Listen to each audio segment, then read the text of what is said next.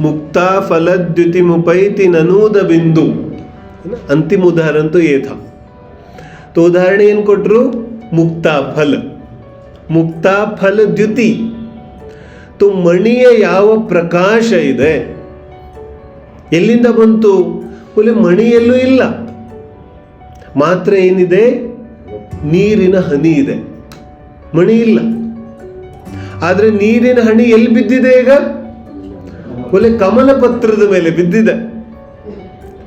कमल के पत्तों के ऊपर पड़ा, इसलिए वो मोती जैसे चमकता है, मोती बनता नहीं.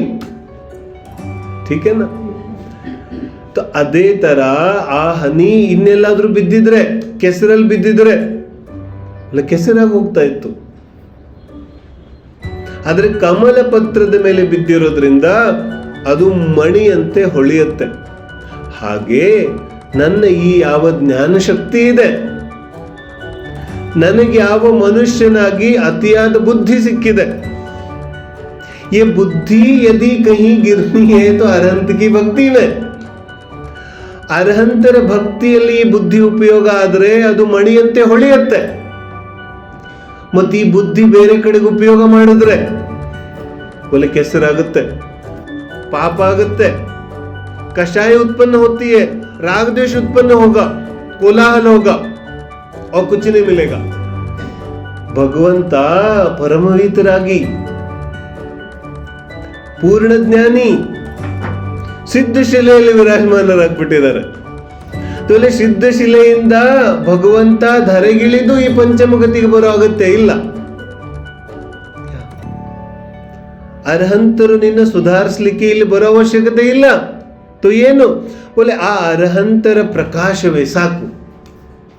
ಪ್ರಕಾಶ ಮನೆ ತತ್ಸನ್ ಕಥಾಪಿ, ಅರ್ಹಂತರ ಕಥೆಯೇ ಸಾಕು.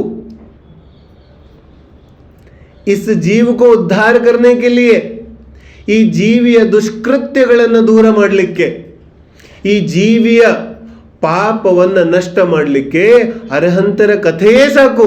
ಅರ್ಹಂತರು ಬರೋ ಅಗತ್ಯ ಇಲ್ಲ.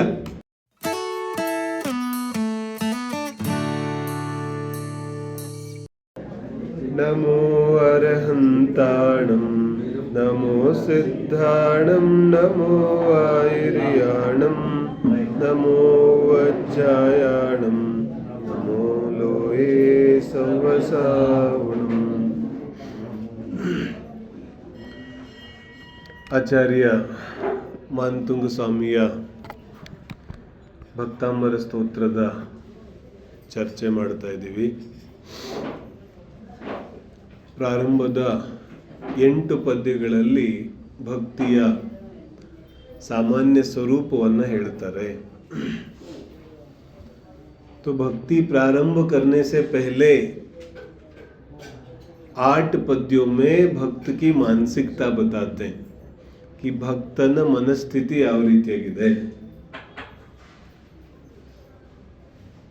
बाह्य भक्ति करना तो बहुत आता है, चर्चा भी बहुत करते हैं. भक्ति ಹೇಗೆ ಮಾಡಬೇಕು, ಈ ಪೂಜೆ ಹೇಗೆ ಮಾಡಬೇಕು, तो ಅಷ್ಟದ್ರವ್ಯಗಳ ಚರ್ಚೆ ಅಂತ ತುಂಬಾ ಮಾಡ್ತೀವಿ. ಮಾಡಬೇಕು, ಸಮಸ್ಯೆ ಇಲ್ಲ ಏನ.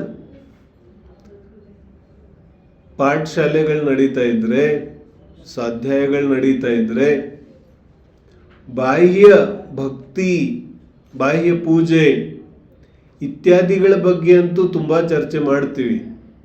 ಅದರ ಅವಶ್ಯಕತೆನೂ ಇದೆ. ಆದರೆ ಭಾವ ಪಕ್ಷದ ಕಡೆಗೆ ಗಮನ ಹೋಗೋದಿಲ್ಲ ನಮಗೆ. ಕಿ ಭಕ್ತಿ ಮಾಡೋಕ್ಕಿಂತ ಮುಂಚೆ, ಪೂಜೆ ಮಾಡೋಕ್ಕಿಂತ ಮುಂಚೆ ನಮ್ಮ ಭಾವಭೂಮಿ ಹೇಗಿರಬೇಕಿದೆ, ಉಸ್ಕಿ ಭಿ ತೋ ಚರ್ಚಾ ಹೋನಿ ಚಾಹಿಯೆ. ಭೈ ಆಹ್ವಾನ, ಸ್ಥಾಪನಾ, ಸನ್ನದೀಕರಣ ಮಾಡ್ತೀವಲ್ಲ, तो ಎಲ್ಲಿ ಮಾಡ್ತಿದ್ದೀವಿ? ನಮ್ಮ ಹೃದಯದಲ್ಲಿ. ಹೃದಯ ಯಾವ ರೀತಿಯಾಗಿರ್ಬೇಕು? ರೈತ ಬೀಜ ಬಿತ್ತುವಾಗ ಭೂಮಿಯನ್ನ ಹದ ಮಾಡ್ತಾನಲ್ಲ, ಹಾಗೆ ಭಕ್ತ ತನ್ನ ಭಾವಗಳಲ್ಲಿ, ತನ್ನ ಮನಸ್ಸಲ್ಲಿ ಭಕ್ತಿಯನ್ನ ಮಾಡೋಕ್ಕಿಂತ ಮುಂಚೆ, ಅರ್ಹಂತರನ್ನ ಕರೆಯೋಕ್ಕಿಂತ ಮುಂಚೆ ತನ್ನ ಭಾವಭೂಮಿಯನ್ನು ತಯಾರು ಮಾಡ್ತಾನೆ. ಆ ತಯಾರಿ 8 ಪದ್ಯಗಳಲ್ಲಿ ನಡೆದಿದೆ. वो तैयारी 8 पद्यों में चली और 8 पद्यों का सार क्या है? 8 ಪದ್ಯಗಳ ಸಾರವಾದ ವಿಷಯ ಏನಿದೆ ಹೇಳ್ತಾರೆ. ಅರ್ಹಂತರ ಭಕ್ತಿ ಅಂತೂ ಮಾಡೋಕ್ಕಾಗೋದಿಲ್ಲ. ಅರ್ಹಂತರ ಗುಣವರ್ಣನೆ ಅಂತೂ ಮಾಡೋ ಶಕ್ತಿ ಯಾರ ಕೈಯಲ್ಲೂ ಇಲ್ಲ, ನನ್ನ ಕೈಯಲ್ಲೂ ಇಲ್ಲ. ಆದರೂ ಕೂಡ ಅರ್ಹಂತರ ಭಕ್ತಿ ಮಾಡೋದಿದೆ. ಒಲೆ ಯಾಕೆ ಮಾಡೋದಿದೆ? ಅರ್ಹಂತರ ಗುಣಗಳೇ ಹಾಗಿದೆ, ಅರ್ಹಂತರ ಸ್ವರೂಪನೇ ಹಂಗಿದೆ. ಆದಿನಾಥ ಸ್ವಾಮಿಯ ಒಂದು ಸ್ವರೂಪನೇ ಆ ರೀತಿಯಾಗಿದೆ ಕಿ ಭಕ್ತಿ ಮಾಡಕ್ ಆಗದೆ ಉಳಿಯಕ್ಕಾಗೋದಿಲ್ಲ. ऐसा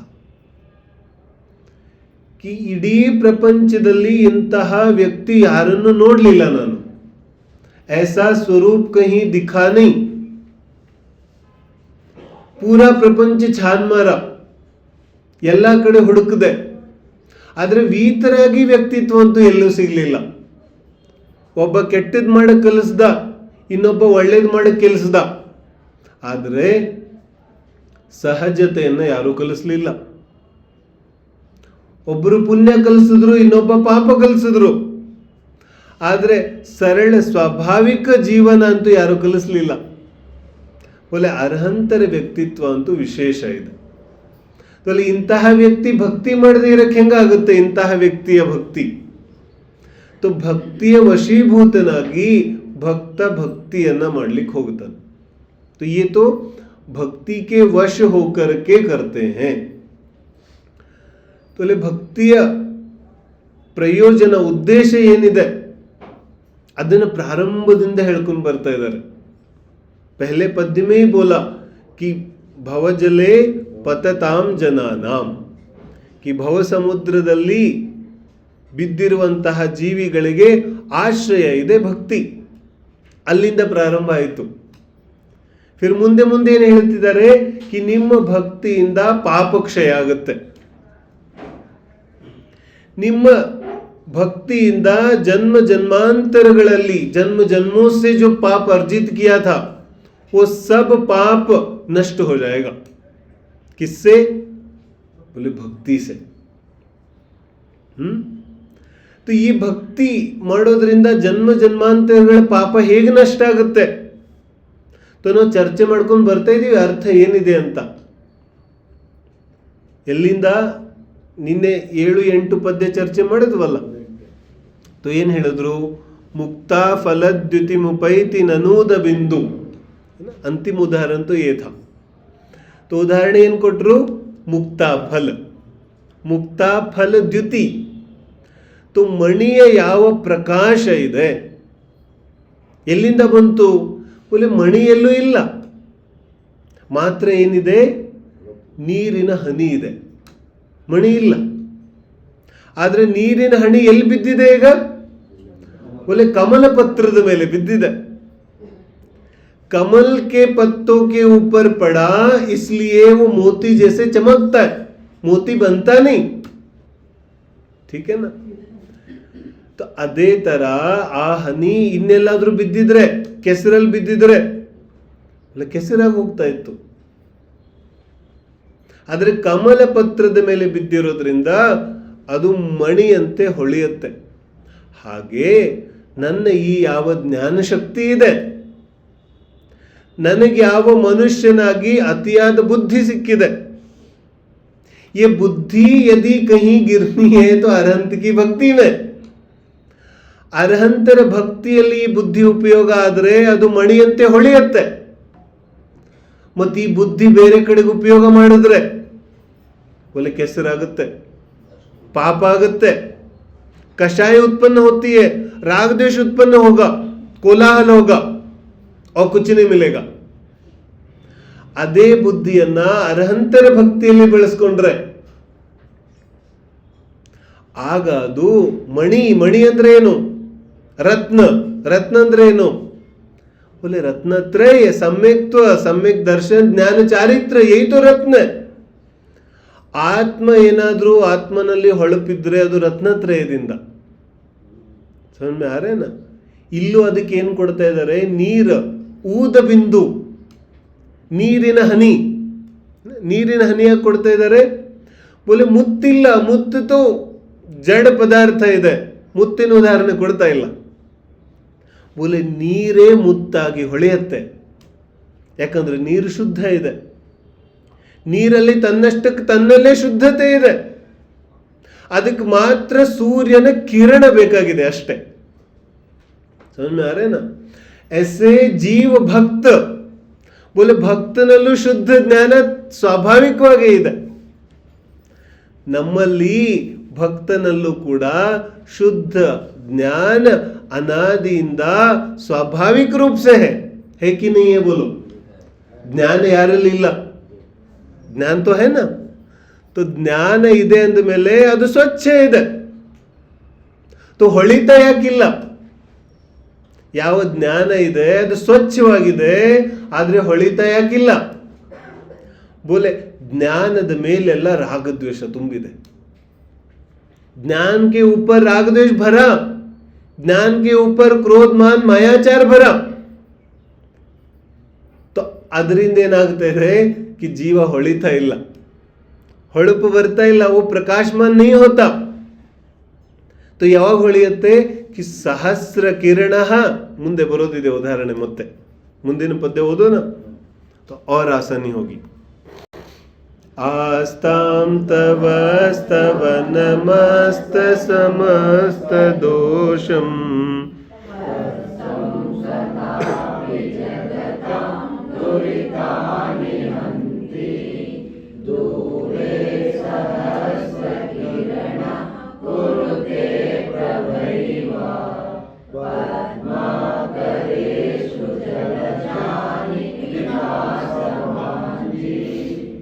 देखो ಇಲ್ಲೂ ಅದೇ ಉದಾಹರಣೆ ಕೊಡ್ತಾರೆ. ಏನು ಉದಾಹರಣೆ ಕೊಡ್ತಾ ಇದ್ದಾರೆ? ಆಸ್ತಾಂ, ಆಸ್ತಾಂ ಅಂದ್ರೆ ಹಾಗಿರ್ಲಿ, ಆಸ್ತಾಂ ಹಾಗಿರ್ಲಿ, वो रहने दो अभी. क्या रहने दो? बोले तव ಸ್ತವನಂ ಅಸ್ತ ಸಮಸ್ತ ದೋಷಂ. कि ನಿಮ್ಮ ಯಾವ ಸ್ತವನ ಇದೆ ಆ ಸ್ತುತಿ ಹೇಗಿದೆ? देखो ಅರ್ಥ ಮಾಡುವಾಗ ಸಂಪೂರ್ಣ ಸ್ತುತಿಯನ್ನ ಓದಿ ಜಿನವಾನಿಗೆ ಅನುಕೂಲವಾದ ಅರ್ಥ ಮಾಡಿದ್ರೆ ನಮಗೆ ನಿಜವಾಗ್ಲೂ ಅರ್ಥ ಗೊತ್ತಾಗುತ್ತೆ. ಇಲ್ಲಾಂದ್ರೆ ಕೆಲವೊಂದು ಜನ ಏನ್ ಮಾಡ್ಬಿಡ್ತಾರೆ, ಶಬ್ದಗಳ ಅರ್ಥ ಮಾಡ್ಬಿಡ್ತಾರೆ. ಶಬ್ದಗಳಲ್ಲಿ ಅರ್ಥ ಇರೋದಿಲ್ಲ. ನಾನು ಹೇಳಿದ್ನಲ್ಲ, ಶಬ್ದ ಮೇ ಅಪ್ನೆ ಆಪ್ ಮೇ ಅಕಲ್ ಹಿ नहीं होती, ಶಬ್ದ ಬೇಅಕಲ್ ಹೋತೆ. ಶಬ್ದೋ ಮೇ ಅಕಲ್ ಹೋತಿ ಹೈ, ಶಬ್ದಗಳಲ್ಲಿ ಜ್ಞಾನ ಇರುತ್ತೆ. ಶಬ್ದ ಅಂತೂ ಜಡ ಇದೆ, ಅರ್ಥ ಕಹಾಂ ಸೆ ನಿಕ್ಲೆಗಾ ಫಿರ್? ಅರ್ಥ ಅಂತೂ ಭಾವಗಳಿಂದ ಬರುತ್ತೆ. तो ಇಡೀ ಸ್ತುತಿಯನ್ನ ಓದಿ ಆಚಾರ್ಯರ ಅಭಿಪ್ರಾಯವನ್ನ ಅರ್ಥ ಮಾಡಿಕೊಂಡು ಆಮೇಲೆ ಅರ್ಥ ತೆಗೆದ್ರೆ ಅರ್ಥ ಬರುತ್ತೆ, ಸರಿಯಾದ ಅರ್ಥ. तो देखो ಹಿಂದೆ ಸ್ತವನದ ಅರ್ಥ ಮಾಡ್ತಿದ್ವಲ್ಲ ನಾವು, ಸ್ತುತಿ ಮತ್ತೆ ಸ್ತವನ. तो ಅದಕ್ಕೆ ಆಚಾರ್ಯರೇ ಉತ್ತರ ಕೊಡ್ತಾ ಇದ್ದಾರೆ कि ಸ್ತವನ ಯಾವುದು? कि आस्तां तव स्तवनमस्त समस्त दोषಂ. ಅಸ್ತ ಸಮಸ್ತ ದೋಷಂ, कि ಯಾವುದರಲ್ಲಿ ಸಮಸ್ತ ದೋಷಗಳು ಅಸ್ತ ಆಗಿದೆ ಉಸ್ಕೋ ಸ್ತುತಿ ಬೋಲ್ತೆ, ಸ್ತವನ್ ಬೋಲ್ತೆ. ಅದು ಸ್ತವನ ಇದೆ. तो ಸ್ತವನ ಅಂದ್ರೆ ಯಾವ ಸ್ತುತಿಯಲ್ಲಿ ಯಾವುದೇ ದೋಷಗಳಿಲ್ಲ, ಅದು ಸ್ತವನ, ಉಸ್ಕೋ ಸ್ತವನ್ ಬೋಲ್ತೆ. ಅಂತಹ ಉತ್ಕೃಷ್ಟ ಸ್ತವನ ಅಂತೂ ಹಾಗಿರ್ಲಿ, आस्ताम. ऐसी उत्कृष्ट स्तुति तो अभी बहुत दूर है, अभी रहने देते हैं. तो क्या करे? तो बोलते त्वत्सन कथापि जगताम, त्वत् सन कथापि, कथा त्वत् ನಿಮ್ಮ ಕಥೆಯಿಂದ ಕೂಡ, त्वत्सन कथा अपि ನಿಮ್ಮ ಕಥೆಯೂ ಕೂಡ, आपकी कथा भी. कथा माने ನಿಮ್ಮ ಬಗ್ಗೆ ಸ್ವಲ್ಪ ವಿಚಾರ ಮಾಡಿದ್ರು, त्वत्सन कथापि आपके बारे में थोड़ा विचार करने पर भी, आपके बारे में थोड़ा सुनने पर भी. ಪ್ರಥಮಾನ್ ಯೋಗದಲ್ಲಿ ಇಷ್ಟು ಕಥೆಗಳು ಬರುತ್ತಲ್ಲ, ಆದಿನಾಥ ಸ್ವಾಮಿಯ ಭಾವಳಿಗಳ ಕಥೆ ಅಂತೂ ಓದಿದಿರಿ ಎಲ್ಲರೂ. नहीं पढ़ा तो पढ़ो जाके, ठीक है ना.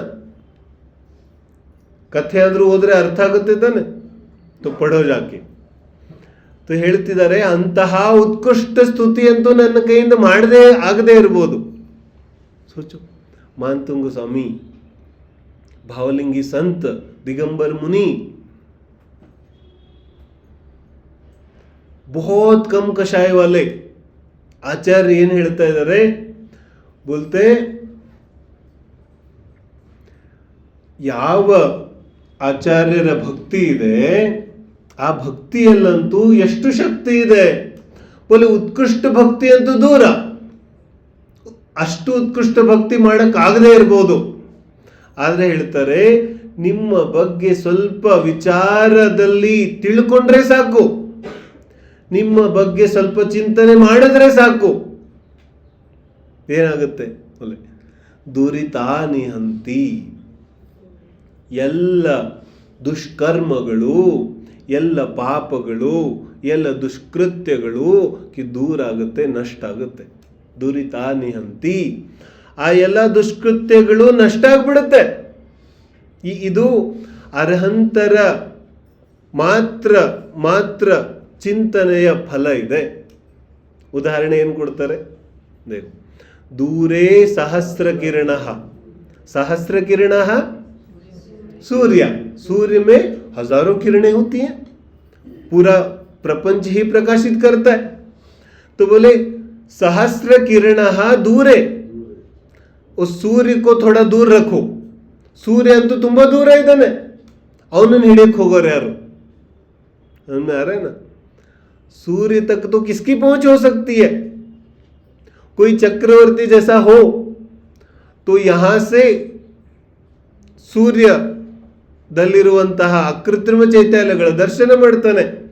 लेकिन पहुंच तो चक्रवर्ती की भी नहीं है सूर्य तक. तो कहते हैं सहस्र किरण दूरे. आज सूर्य ಅಂತೂ ದೂರ ಇರಲಿ, ಮತ್ತೆ ಯಾರು? बोले प्रभैव प्रभा एव. सूर्यನ ಪ್ರಭೆ ಮಾತ್ರ, क्या सूर्यನ ಕಿರಣ ಮಾತ್ರ. ಸೂರ್ಯ ಅಂತೂ ದೂರ, ಸೂರ್ಯನ ಒಂದು ಕಿರಣ ಏನ್ ಮಾಡುತ್ತೆ? बोले पद्माकरेशु. ಪದ್ಮಾಕರ್ ಅಂದ್ರೆ ಆಕರ್ ಅಂದ್ರೆ ಸಮುದ್ರ, ಸರೋವರ. तो ಪದ್ಮಾಕರ, ಯಾವ ಸರೋವರದಲ್ಲಿ ಪದ್ಮಗಳಿದೆ ಅಂದ್ರೆ ಕಮಲಗಳಿದೆ, ऐसा होता है ना. ಊರುಗಳಲ್ಲಿ ಯಾವ ಕೆರೆಗಳಿರುತ್ತೆ, ಆ ಕೆಲವು ಕೆರೆಗಳಲ್ಲಿ ಮಾತ್ರ ಕಮಲ ಬರುತ್ತೆ, ಎಲ್ಲ ಕೆರೆಗಳಲ್ಲಿ ಇರೋದಿಲ್ಲ. सारे सरोवर में कमल नहीं उगते, कुछ ऐसे सरोवर होते हैं कि वहां कमल ही कमल भरे पड़े रहते, ऐसा सरोवर. ಅರ್ಥ ಆಗ್ತಿದೆ? ನಾವು ಬೆಳಗುಳಕ್ಕೆ ಹೋಗ್ತಾ ಇದ್ರೆ ಒಂದು ಕೆರೆ ಸಿಗುತ್ತೆ, तो कमल ही कमल है वहां पर, ऐसा सरोवर है ना. तो ऐसा सरोवर ಪದ್ಮಾಕರೇಶು, ಎಲ್ಲಿ ಪದ್ಮಗಳಿಂದ ತುಂಬಿರುವಂತಹ ಸರೋವರ ಇದೆ ಅಂತಹ ಸರೋವರಗಳಲ್ಲಿ ಜಲಜಾನಿ. ಜಲಜ ಅಂದ್ರೆ ಕಮಲ. ಕಮಲಗಳು ವಿಕಾಸ ಭಾಂಜಿ, ವಿಕಾಸಕ್ಕೆ ಪ್ರಾಪ್ತ ಆಗ್ತವೆ, ಅರಳುತ್ತವೆ. ಕಮಲ ಅರಳುತ್ತೆ. ಕಮಲ ಯಾವಾಗ ಅರಳುತ್ತೆ? ಸೂರ್ಯನ ಒಂದೊಂದು ಪ್ರಕಾಶ ಬಂದ್ರೆ ಸಾಕು, ಕಮಲ ಅರಳಕ್ಕೆ ಶುರು ಆಗುತ್ತೆ. ಅಂದ್ರೆ सूर्यನ ಪ್ರಕಾಶ ಮಾತ್ರ ಸಾಕು ಕಮಲ ಅರಳಕ್ಕೆ. कोई सूर्य कमल तक इन्विटेशन देने नहीं आता कि हे कमल मैं आ रहा हूं तुम अब खिल जाओ, नहीं. उस कमल के लिए तो उस सूर्य की किरण ही काफी है. किरण सूर्य वो कमल के पत्तों पर पड़ते ही कमल अपने आप खिल उठता है, तन्निंद ताने अरಳಕ್ಕೆ ಶುರು ಆಗುತ್ತೆ. तो सूर्य कमलದ ಹತ್ರ ಬರೋ ಅವಶ್ಯಕತೆ ಇಲ್ಲ. देखो उदाहरण कैसे देते हैं आचार्य, सुंदर सुंदर उदाहरण है कि सूर्य ಅರ್ಹಂತನ ಹತ್ರ ಬರೋ ಅವಶ್ಯಕತೆ ಇಲ್ಲ. क्या ಅರ್ಹಂತರು ಭಕ್ತನ ಹತ್ರ ಬರೋ ಅವಶ್ಯಕತೆ ಇಲ್ಲ. समझो बात क्या कहते हैं?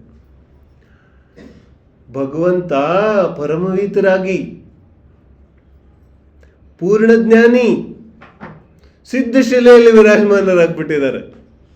ತೋಲೆ ಸಿದ್ಧಶಿಲೆಯಿಂದ ಭಗವಂತ ಧರೆಗಿಳಿದು ಈ ಪಂಚಮಗತಿಗೆ ಬರೋ ಅಗತ್ಯ ಇಲ್ಲ. ಅರ್ಹಂತರು ನಿನ್ನ ಸುಧಾರಿಸ್ಲಿಕ್ಕೆ ಇಲ್ಲಿ ಬರೋ ಅವಶ್ಯಕತೆ ಇಲ್ಲ.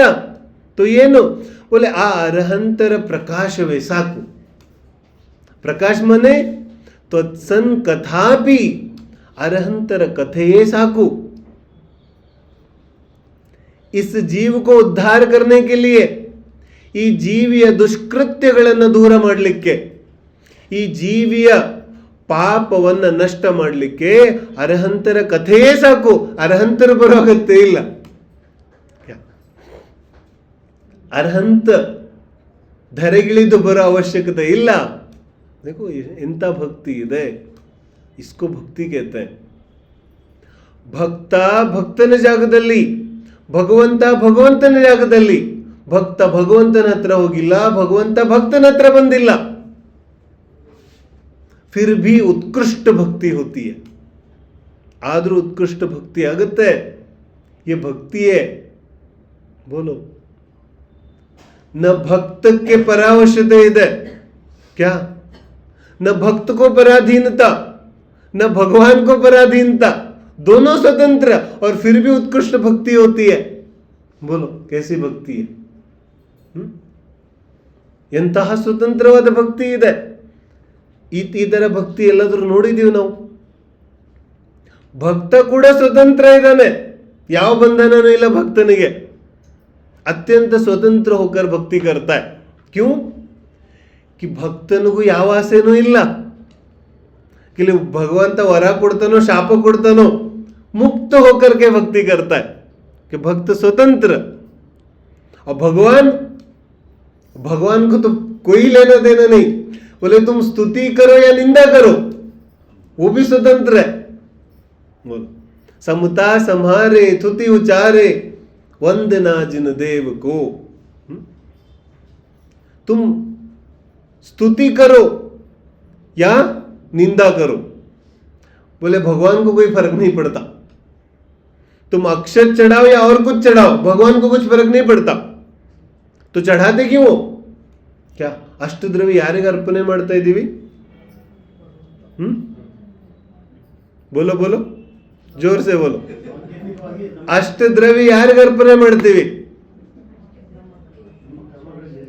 बंद सबके मुंह, बोलो तो सही. अष्टद्रव्य किसको अर्पण करते हो? बोलते तो हो ना, घबरा क्यों रहे हो फिर? जन्म जरा मृत्यु विनाशन है, तो किसको अर्पण किया? भगवान को नहीं भाई. तो ಪೂಜೆ ಮಾಡುವಾಗ ನೋಡ್ತಿರ್ತೀನಿ ನಾನು, ಭಗವಂತನಿಗೆ ಅರ್ಪಣೆ ಮಾಡೋ ತರ ಹೋಗ್ತಿರ್ತಾರೆ ಮುಂದೆ.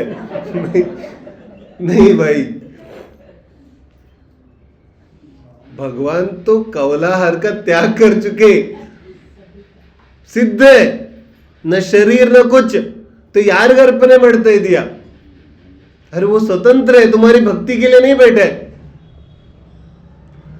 ಸೂರ್ಯ ಯಾವ ತರ ಸ್ವತಂತ್ರ ಇದ್ದಾನೆ, ಅದೇ ತರ ಕಮಲ ಸ್ವತಂತ್ರ ಇದೆ. ಕಮಲಕ್ಕೂ ಸೂರ್ಯನಿಗೂ ಯಾವುದೇ ರೀತಿಯಾದ ಸಂಬಂಧ ಇಲ್ಲ. ಸಹಜ ಸ್ವಾಭಾವಿಕ ನೈಸರ್ಗಿಕ ಪ್ರವೃತ್ತಿ ಇದೆ कि ಸೂರ್ಯ ಉದಯ ಆಗ್ತಾ ಇದ್ದಂತೆ ಕಮಲ ಅರಳುತ್ತೆ. ಹಾಗೆ ಸಹಜ ಸ್ವಾಭಾವಿಕ ನೈಸರ್ಗಿಕ ಅನಾದಿ ಕಾಲದ ಮೋಕ್ಷ ಮಾರ್ಗ ಇದೆ ಇದು, कि ಭಗವಂತ ಅರ್ಹಂತರ ಸ್ತುತಿ ಮಾಡಿದ ತಕ್ಷಣ ಅವನು ಕೂಡ ಪಾವನ ಆಗ್ಬಿಡ್ತಾನೆ. ಅರ್ಥ ಆಗ್ತಿದೆ? ಭಕ್ತ ಭಗವಂತನಿಗೇನು ಅರ್ಪಣೆ ಮಾಡ್ತಾ ಇಲ್ಲ. ಅದಕ್ಕೆ ಅಷ್ಟು ದ್ರವ್ಯಗಳು ಮಾತ್ರ ಹೇಳಿದ್ರು, ಬೇರೆ ಏನೇನೋ ತಂದು ಅರ್ಪಣೆ ಮಾಡೋ ಹಾಗಿಲ್ಲ. ಕ್ಯೂ ಭೈ, ಅರ್ಪಣೆ ಮಾಡಲಿಕ್ಕೆ ಭಗವಂತ ನಿನ್ನ ಹತ್ರ ಬೇಡ ಕೂತಿಲ್ಲ. तो अर्पण क्यों करता है? अर्पण प्रतीक है. अर्पणे प्रतीक ಇದೆ. किसका प्रतीक? तो बोल दिया, जन्म जरा मृत्यु, संसार ताप, अक्षय पद, काम बाण, मोहांधकार. तो ಇದೆಲ್ಲ ಪ್ರತೀಕ ಇದೆ. और इसको छोड़ करके तुम कुछ भी लाके समर्पित कर देते हैं ना, ये क्यों होता है? ಯಾಕಂದ್ರೆ ಭಕ್ತನಿಗೆ ಗೊತ್ತೇ ಇಲ್ಲ ಭಕ್ತನಿಗನಿಸ್ತಾ ಇದೆ ಭಗವಂತ ನನ್ನ ಭಕ್ತಿಗೋಸ್ಕರ ಕಾಯ್ತಾ ಕೂತಿದ್ದಾರೆ. नहीं भाई, तुम्हारी भक्ति के लिए कोई राह नहीं देख रहा.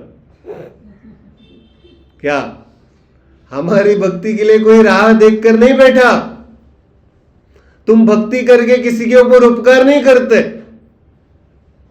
यदि स्वयं का उद्धार चाहते हो, ನಿನ್ನ ದುಷ್ಕೃತ್ಯಗಳ ನಾಶ ಆಗೋ ಅವಶ್ಯಕತೆ ಇದ್ದರೆ, ನಿನ್ನ ಪಾಪ ನಾಶ ಮಾಡಿಕೊಳ್ಳೋ ಆಸಕ್ತಿ ನಿನಗಿದ್ರೆ ಬೋಲೆ ನೀನು ಭಕ್ತಿ ಮಾಡು, ಸ್ವತಂತ್ರ ಆಗಿ ಭಕ್ತಿ ಮಾಡು. ನೀನು ಸ್ವತಂತ್ರ, ಭಗವಂತ ಕೂಡ ಸ್ವತಂತ್ರ. ಆದರೆ ಆ ಭಗವಂತನ ನಿಮಿತ್ತ ನೈಮಿತ್ತಿಕ ಸಂಬಂಧ ಯಾವ ರೀತಿ ಇದೆ? ಸೂರ್ಯ ಮತ್ತು ಕಮಲಗಳಲ್ಲಿ ಯಾವ ರೀತಿಯಾದ ನಿಮಿತ್ತ ನೈಮಿತ್ತಿಕ ಸಂಬಂಧ ಇದೆ, ಅದೇ ರೀತಿಯಾಗಿ ಭಗವಂತ ಹಾಗೂ ಭಕ್ತನಲ್ಲಿ ಸಹಜ ನಿಮಿತ್ತ ನೈಮಿತ್ತಿಕ ಸಂಬಂಧ ಇದೆ. ಕಿ ಭಗವಂತನ ಉತ್ಕೃಷ್ಟವಾದ ಸ್ತುತಿ ಅಂತೂ ಹೇಳೋದೇನು, ಯಾಕಂದ್ರೆ ಮುಂದಿನ ಪದ್ಯದಲ್ಲಿ ಉತ್ಕೃಷ್ಟ ಸ್ತುತಿ ಬಗ್ಗೆ ಮಾತಾಡೋರಿದ್ದಾರೆ. ಈಗ ಮುಂದೆ ಪದ್ಯ ಬರೋದಿದೆಯಲ್ಲ, ಇದನ್ನ ಟ್ಯಾಲಿ ಮಾಡ್ಕೊಳ್ಳೋದು, ನಾವು ಹಿಂದೆ ಅರ್ಥ ಏನ್ ಮಾಡ್ಕೊಂಡ್ ಬಂದಿದೀವಿ ಅಂತ ತಾವಾಗ ಗೊತ್ತಾಗತ್ತೆ. ಆಚಾರ್ಯರು ಇದನ್ನೇ ಹೇಳ್ತಾ ಇದ್ದಾರೆ. ಆಚಾರ್ಯರಿಗೆ ಯಾವ ಬಂಧನೂ ಇಲ್ಲ. ಆಚಾರ್ಯ ಬಿ ತೋ ಭಕ್ತ है ना, तो ಆಚಾರ್ಯ ಭಕ್ತ ಇದ್ದಾರೆ ಅಂದ್ರೆ ಆಚಾರ್ಯರಿಗೆ ಯಾವ ಬಂಧನೂ ಇಲ್ಲ, ಮುಕ್ತ.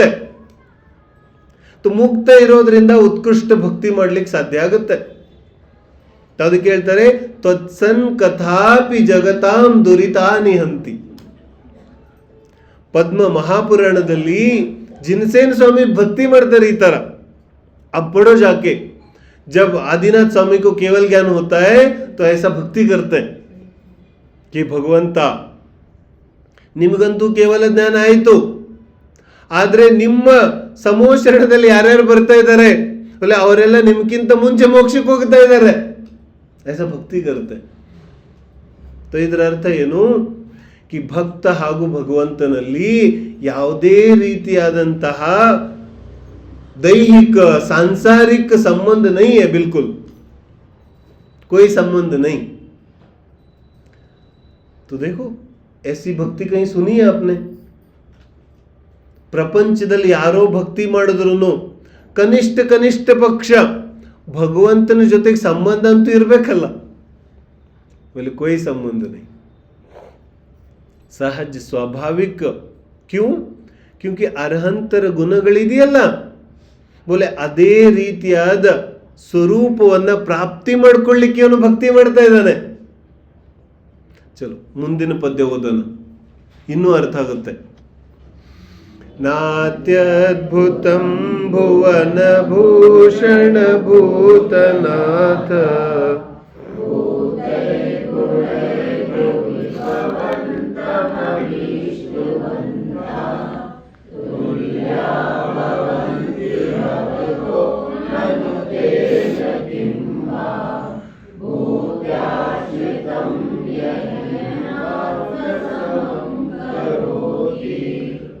ಏನು ಹೇಳ್ತಾರೆ? 9ನೇ ಶ್ಲೋಕದ ಅರ್ಥ ಆಯ್ತು ಎಲ್ಲರಿಗೂ ಶಬ್ದಗಳು. देखो 10ನೇ ಶ್ಲೋಕ, ನಾತ್ಯದ್ಭುತಂ ನ ಅತಿ ಅದ್ಭುತಂ. ನಾತ್ಯದ್ಭುತಂ ನ ಅತಿ ಅದ್ಭುತಂ. ಇದರಲ್ಲಿ ಏನು ಅದ್ಭುತ ಇಲ್ಲ. ಯಾವುದರಲ್ಲಿ? देखो भुवन भूषण भूतनाथ, क्या बोल रहे? भूतनाथ. तो भूतनाथ माने भूतनाथ माने भूतों की देवता.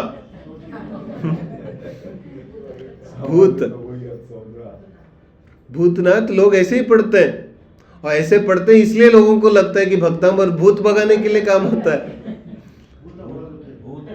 अरे भूत माने होता है जीव. भूत अंदरे जीव.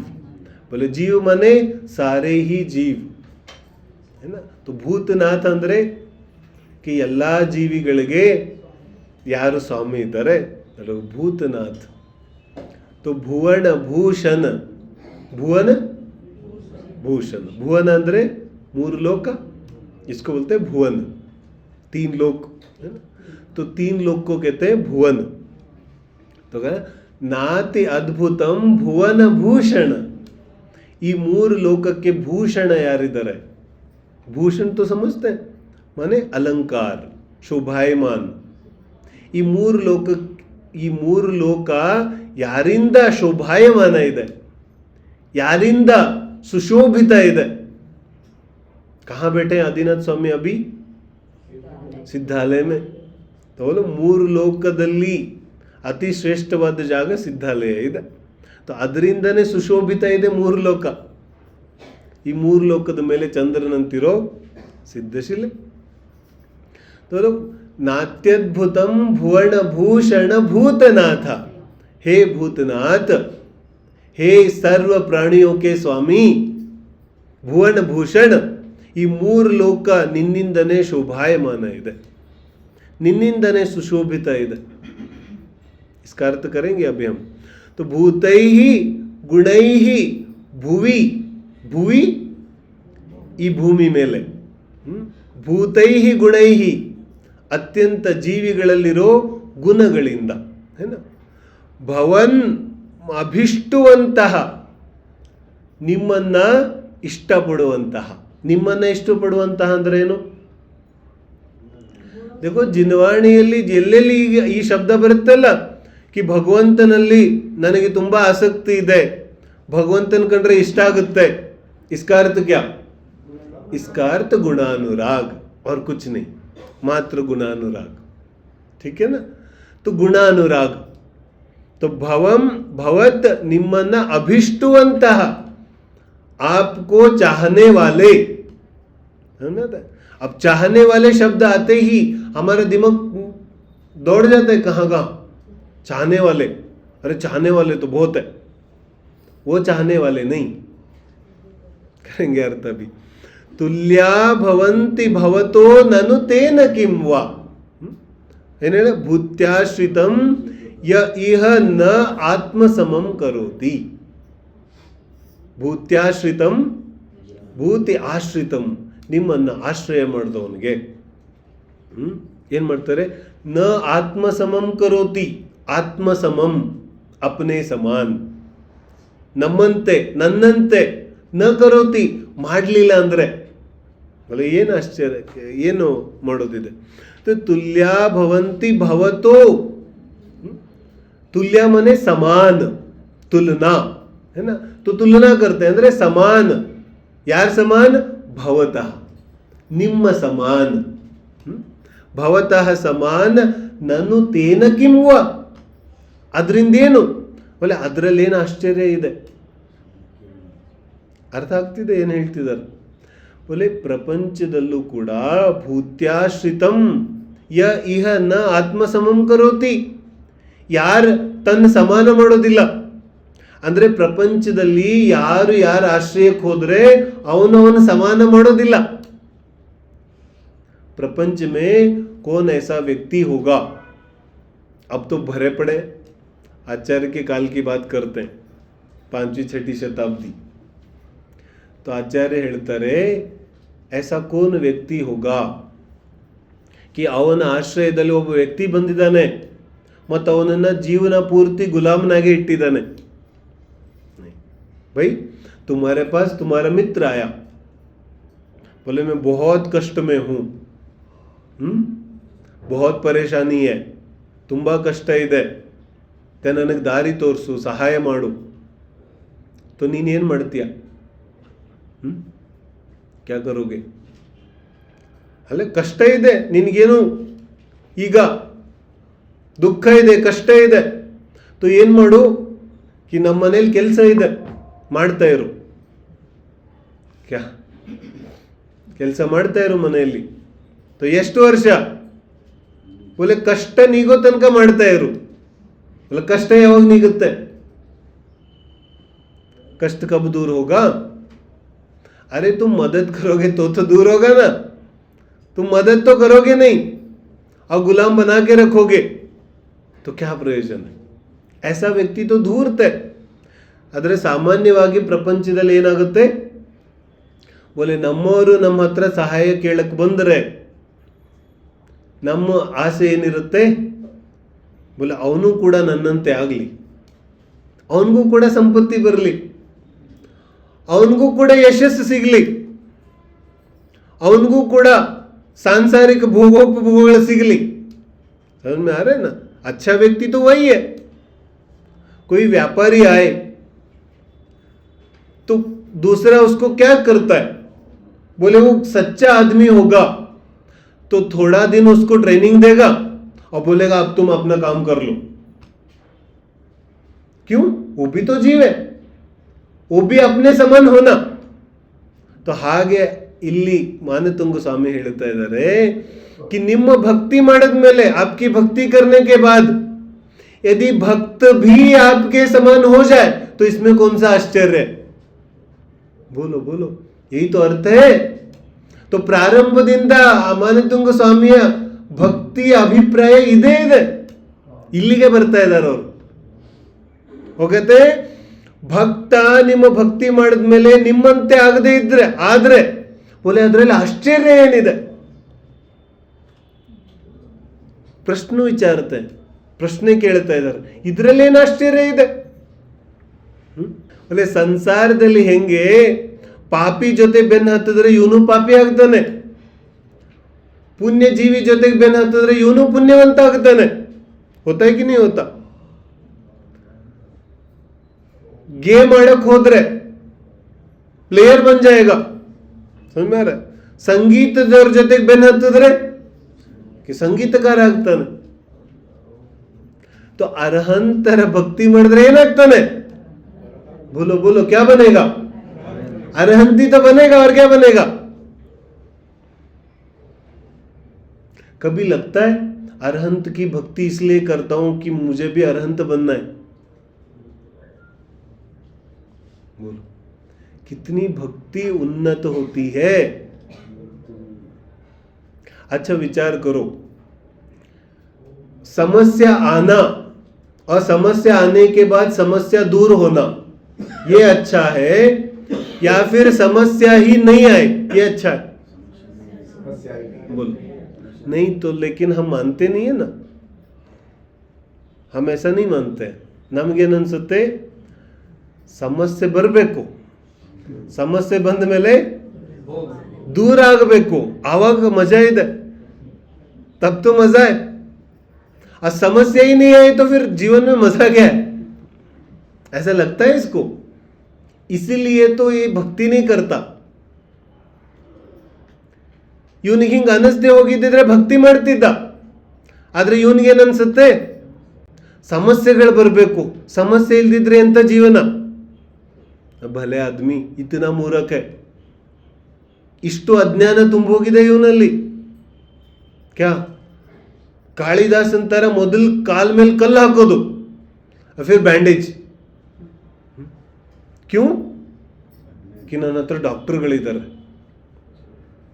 डॉक्टर था तो इसलिए कि तुम अपने पैर पर एक पत्थर मारो, इसलिए डॉक्टर थे? बोलो। तो भगवान किस लिए थे भाई? भगवान की भक्ति किस लिए थी?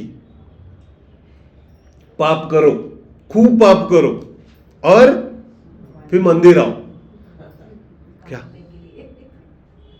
ಪಾಪ ಮಾಡು, ಪಾಪ ಮಾಡಿ ಮಾಡಿ ಮಾಡಿ ಯಾವಾಗ ತುಂಬಾ ಜಾಸ್ತಿ ಅನ್ಸಕ್ ಶುರು ಆಗುತ್ತೆ, ಅವು ತುಂಬಾ ಜಾಸ್ತಿ ಆಗೋಯ್ತಿದ್ದು, तो फिर नहीं ऐसे ही तो होता है। बहुत दुख दारिद्र ಮೋಸ ವಂಚನೆ ತುಂಬಾ ಜಾಸ್ತಿ ಆದ್ಮೇಲೆ फिर इसको लगता है अरे ತುಂಬಾ ಜಾಸ್ತಿ ಆಗೋಯ್ತು, क्या पता सच में भगवान हो तो थोड़ा भक्ति करते हैं। ऐसी तो भक्ति होती है इसकी। ಹೀಗೆ ಭಕ್ತಿ ಮಾಡ್ತಾನೆ ಅವನು। ಅರೆ ಸಾಮಾನ್ಯ ವ್ಯಕ್ತಿಯ ಭಕ್ತಿ ಅಲ್ಲ ಇದು, ಪೂರ್ಣವೀತರಾಗಿ ಅರ್ಹಂತಕ್ಕೆ ಭಕ್ತಿ करता है तू। ಅರ್ಹಂತರ ಭಕ್ತಿಯಿಂದ ಸಮಸ್ಯೆ ದೂರ ಆಗೋದಿಲ್ಲ, ಸಮಸ್ಯೆ ಉತ್ಪನ್ನನೇ ಆಗೋದಿಲ್ಲ। ये भक्ति होती है। क्यों? कि भक्ति विरक्ति का कारण होती है। ये नियम जानो। क्या क्या कहा मैंने? ಭಕ್ತಿಯಿಂದ ವಿರಕ್ತಿ ಆಗುತ್ತೆ, ನಿಯಮದಿಂದ। ಭಕ್ತಿ ಯಾರು ನಿಜವಾದ ಭಕ್ತಿ ಮಾಡ್ತಾನೆ ಅವನಿಗೆ ನಿಯಮದಿಂದ ವಿರಕ್ತಿ ಆಗುತ್ತೆ। ವಿರಕ್ತಿ ಮಾನೆ ವೈರಾಗ್ಯ, ವೈರಾಗ್ಯ ಮಾನೆ वैराग्य माने अपने सब शल्यों को छोड़ देता है. शल्य माने क्या होता है? ಅಂತರಂಗದ ಅಭಿಲಾಷೆಗಳು. ಆತ್ಮಾನುಶಾಸನದಲ್ಲಿ ಚರ್ಚೆ ನಡೀತಿದೆ ನಮ್ಮದು. ಬೋಲೆ ಎಲ್ಲಾ ಸಂಕಟಗಳಿಗೆ ಕಾರಣ ಇದೆ ಒಂದು ಪಿಶಾಚ. ಯಾವ ಪಿಶಾಚ? ಎಲ್ಲಿರುತ್ತೆ? ಅಡ್ರೆಸ್ ಏನು? ಬೋಲೆ ನಿನ್ನೊಳಗಡೆನೆ ಇರುತ್ತೆ. तुम्हारे अंदर ही घर है उसका, अता पता सब वही है. बोले नाम क्या है उसका? बोले पिशाच. बोले पूरा नाम बताओ. बोले आशा पिशाच. ऐसे बोला आचार्य ने. आशा ಆಸೆ ಎಂಬ ಪಿಶಾಚಿ ನಿನ್ನ ಮನೆಯಲ್ಲೇ ಇದೆ. बोले ಎಲ್ಲ ಸಂಕಟಗಳಿಗೆ ಇದೇ ಕಾರಣ ಇದೆ. और जो अरहंत की भक्ति करेगा उसकी सारी आशाएं खत्म हो जाती है. ಅವನ ಎಲ್ಲ ಆಸೆಗಳು ಪೂರ್ತಿ ಆಗ್ಬಿಡುತ್ತೆ. ಪೂರ್ತಿ ಮಾನೆ ಉತ್ಪನ್ನ ही नहीं होते. बोलो ಅರ್ಹಂತ ಭಕ್ತಿಯಿಂದ ಸಂಕಟ ನಿವಾರಣೆ ಆಗೋದಿಲ್ಲ, ಸಂಕಟ ಉತ್ಪನ್ನನೇ ಆಗೋದಿಲ್ಲ. क्योंकि अज्ञान ही सबसे बड़ा संकट होता है. सबसे बड़ा अपराध, सबसे बड़ा संकट अज्ञाನ ಇದೆ. तो अज्ञान भगवंतನ ಭಕ್ತಿಯಿಂದ ದೂರ ಆಗ್ಬಿಡುತ್ತೆ. इसलिए कहते हैं कि ನಿಮ್ಮ ಭಕ್ತಿಯನ್ನ ಮಾಡಿದ್ಮೇಲೆ ಭೂತ್ಯಾಶ್ರಿತಂ ಯ ಇಹ ನಾತ್ಮ ಸಮಂ ಕರೋತಿ. ನಿಮ್ಮ ಭಕ್ತಿ ಮಾಡೋದ್ರಿಂದ ಭಕ್ತ ಕೂಡ ನಿಮ್ಮಂತೆ ಆಗೋದ್ರಲ್ಲಿ ಆಶ್ಚರ್ಯ ಏನಿದೆ? ಯಾಕೆ ಆಶ್ಚರ್ಯ ಇಲ್ಲ? बोले अरहंत ಅಂತೂ उत्कृष्ट व्यक्ति इधर है. क्या अरहंत आपसे ये चाहेंगे कि आप जीवन भर भक्त बने रहो? आदिनाथ स्वामी समोशरणದಲ್ಲಿ उपदेश ಯಾಕೆ ಕೊಡ್ತಾ ಇದ್ರು? बोलो उपदेश क्यों देते थे समोशरण में?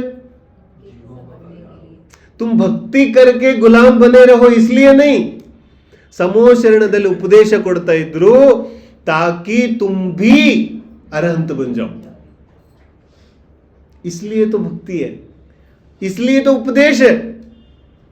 तो भाई ಯಾರಿಗೆ ಆದಿನಾಥ ಸ್ವಾಮಿಯಲ್ಲಿ ಭಕ್ತಿ ಇದೆ, ಯಾರಿಗೆ ಆದಿನಾಥ ಸ್ವಾಮಿಯಲ್ಲಿ ನಿಜವಾದ ಅನುರಾಗ ಇದೆ, ಬೋಲೆ ಅವನ ಅಂತಿಮ ಗಂತವ್ಯ ಅಂತೂ ಅರ್ಹಂತ ಅವಸ್ಥೆ ಇದೆ. ಅರ್ಹಂತ बनने के लिए भक्ति करते हैं. तो किसने कहा पंचम ಕಾಲದಲ್ಲಂತೂ ಮೋಕ್ಷ ಆಗೋದಿಲ್ಲ, तो ಏನು ಮಾಡೋದು? फिर क्यों भक्ति करे? अरे ಯಾವಾಗ ಮುಕ್ತಿ ಆಗತ್ತೆ. मुक्ति ಒಂದೇ ದಿನದ ಪ್ರಕ್ರಿಯೆ ಅಲ್ಲ. ऐसे भक्ति एक दिन की प्रक्रिया नहीं होती कि तुमने आज भक्ति करी और अरहंत बन गए. नहीं, भक्ति जीवन पूर्तिಯ ಸಾಧನೆ ಇದೆ. ये साधना है भक्ति. ಹೊಟ್ಟೆಯಿಂದ ಬಂದಾಗಲೇ ಭಕ್ತಿ ಕಲ್ತ್ಕೊಂಡ್ ಬಂದಿರ್ತೀವಿ ನಾವು. ಕ್ಯಾ ಹೊಟ್ಟೆಯಿಂದ ಬರುವಾಗ ಏನ್ ಕಲ್ತ್ಕೊಂಡ್ ಬಂದಿರ್ತೀವಿ? ಪಾಶ್ವಿಕತಾ, ಪಶುವೃತ್ತಿ ಕಲ್ತ್ಕೊಂಡ್ ಬಂದಿರ್ತೀವಿ ಹೊಟ್ಟೆಯಿಂದ. तो भक्ति ಆ ಪಶುವೃತ್ತಿಯನ್ನ ದೂರ ಮಾಡಿ ಭಕ್ತಿಯನ್ನ ಕಲಿಸುತ್ತೆ. तो भक्ति सीखनी पड़ेगी तुम्हें. भक्ति माने प्रीति. प्रीत्या मविचार्य मृगी मृगेंद्रम. तो प्रीति ಹೊಟ್ಟೆಯಿಂದ ಯಾರಿಗೂ ಬಂದಿರೋದಿಲ್ಲ. जन्म से कोई प्रेम सीखता नहीं, सीख कर नहीं आता. ये सब बकवास है, हम लोग कुछ समझते ही नहीं. जन्म से बच्चे को देखा, जब जन्मता है, जन्म लेता है, तो उसको प्रेम आता है, उसको मां से बहुत प्रीति है. नहीं, उसको क्या है? जन्म जन्मांतरಗಳಿಂದ अग्रहित मिथ्यात्व ಶಾರೀರಿಕ ಸಂಸ್ಕಾರ है. ಶಾರೀರಿಕ ಸಂಸ್ಕಾರಗಳಿಗೆ ಪಶುವೃತ್ತಿ ಅಂತಾರೆ. ಅದಕ್ಕೆ ಹೊಟ್ಟೆ ಹಸಿತಾ ಇದೆ, तो आहार ಬೇಕು. ये प्रेम है? नहीं, ये प्रेम नहीं है. ಪ್ರೇಮ ಜೀವಕ್ಕೆ ತನ್ನ ಜ್ಞಾನ ವೃದ್ಧಿಯನ್ನ ಮಾಡಿ ಕಲಿಬೇಕಾಗತ್ತೆ ಪ್ರೀತಿ ಮಾಡೋದನ್ನ. किसी को प्रेम करना नहीं आता जन्मजात. नहीं तो तंदे ताई माँ पिताजी बच्चे को क्यों बिगड़ते? यदि प्रेम आता होता तो क्या प्रेम आता होता तो बच्चे के साथ ऐसा सलूक करते नहीं, करते ना, प्रेम ही तो नहीं आता.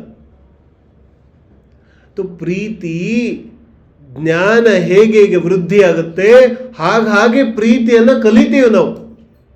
प्रेम निस्वार्थ होता है भाई, लेकिन सारे ही प्रकार के जितने प्रकार के स्वार्थ हो उस स्वार्थ के लिए एक एक प्रेम का नाम दिया हमने.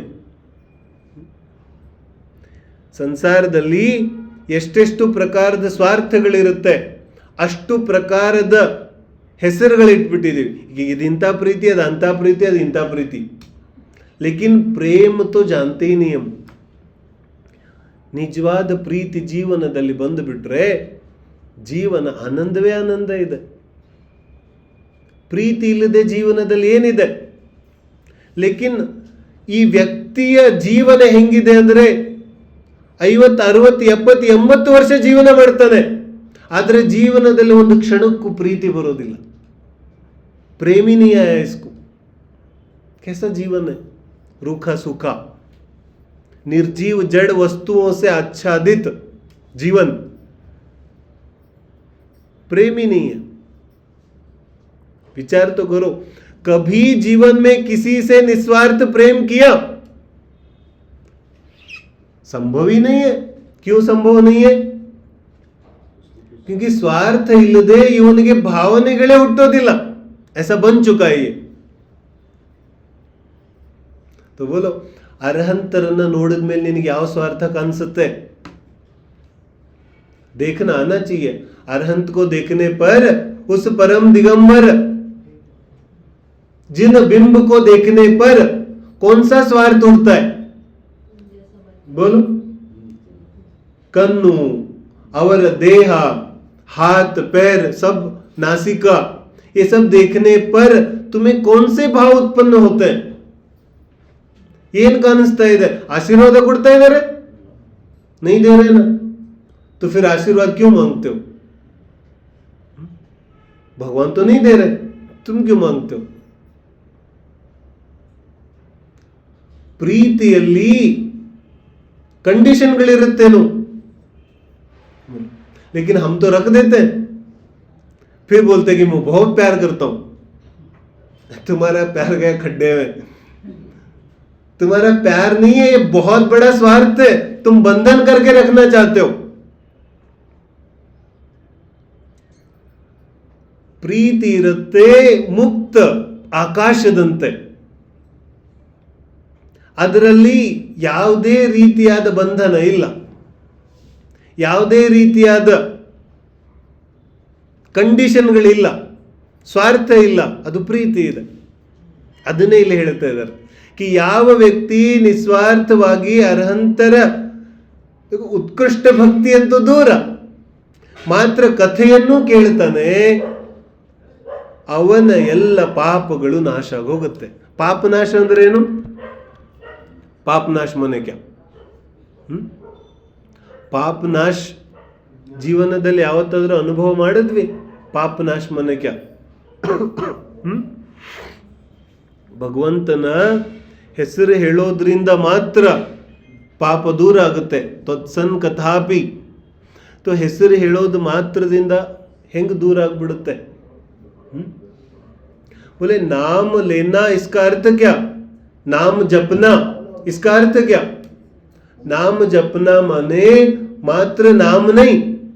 अच्छा सोचो, ಆದಿನಾಥ ತೀರ್ಥಂಕರ ಹೆಸರು ಆದಿನಾಥ ಇದೆ, ಮತ್ತು ನಮ್ಮ ಮನೆಯಲ್ಲೂ ಯಾರು ಇರ್ತಾರಲ್ಲ ಆದಿನಾಥರು, ಅವರನ್ನ ಕರೆದಾಗ ಆದಿನಾಥ ಅಂತ, ಮತ್ತು ಭಗವಂತನ ಆದಿನಾಥ ಜಿನೇಂದ್ರಾಯ ಅಂದಾಗ बोले ಒಂದೇ ತರ ಭಾವನೆ ಇರುತ್ತೆ? नहीं होता ना, अलग अलग भाव तो बनेंगे ना. वही ಶಬ್ದ, ಶಬ್ದ ಎರಡು ಕಡೆ ಒಂದೇ ಇದೆ, ಆದರೆ ಭಾವನೆಗಳು ಶಬ್ದಗಳ ಜೊತೆಗೂಡಿದಾಗ ಆಗ ಅದು ನಾಮಸ್ಮರಣೆ ಆಗುತ್ತೆ. तो ನಾಮಸ್ಮರಣ बहुत बड़ा भक्ति है. ಯಾರಿಗೇನೂ ಮಾಡೋಕ್ಕಾಗೋದಿಲ್ಲ, ऐसा कहा ना, पहले भी बोलते थे, जो कुछ नहीं करता कम से कम नाम स्मरण करो, ಹೆಸರು ಹೇಳು. ನಾಮ್ ಜಪೋ. तो ನಾಮ್ ಜಪೋ ಮನೆ ಕ್ಯಾ? ಆ ಹೆಸರಲ್ಲಿ ವಾಸ್ತವಿಕವಾಗಿ ಅರ್ಹಂತರ ಕಥೆ ಇದೆ. ಆ ಭಾವನೆಗಳು ಹೆಸರ ಜೊತೆಗೂಡಿದಾಗ ಆಗ ಭಕ್ತಿ ಆಗುತ್ತೆ. ಅದನ್ನೇ ಹೇಳ್ತಿದ್ದಾರೆ, ನಾತ್ಯದ್ಭುತಂ ಭುವನ ಭೂಷಣ ಭೂತನಾಥ ಭೂತೈರ್ ಗುಣೈರ್ ಭುವಿ ಭವಂತಂ ಅಭಿಷ್ಟುವಂತ. ಅರ್ಥ ಆಗ್ತಿದೆ ಎಲ್ರಿಗೂ? ದೋನೋ ಶ್ಲೋಕ ಪಡ್ತೆ. ಯಾವಾಗ ಇನ್ನು ಮುಂದೆ ಭಕ್ತಾಂಬರ ಓದ್ತೀವಲ್ಲ, ಭಕ್ತಾಂಬರ ಓದುವಾಗ ಈ ಅರ್ಥ ನಮ್ಮ ಕಣ್ಣು ಮುಂದೆ ಬರಬೇಕು. तब भक्तांबर का आनंद हम उठा सकते हैं, है ना. जब भी पढ़ो तो ये अर्थ ख्याल में आए. ये अर्थ गमनಕ್ಕೆ ಬರ್ತಾ ಇರೋಂಗೆ ಓದೋದು. आस्तां तव स्तव नमस्त समस्त दोषं त्वत्संकथापि जगतां दुरितानि हन्ति. दूरे सहस्रकिरण कुरुते प्रभैव पद्माकरेषु जलजा निविकासि भांजी. नात्यद्भुतं भुवनभूषण भूतनाथ भूतैर्गुणैर्भुवि भवन्तमभीष्टुवन्त. तुल्या भवन्ति भवतो ननु तेन किं वा भूत्याश्रितं य इह नात्मसमं करोति.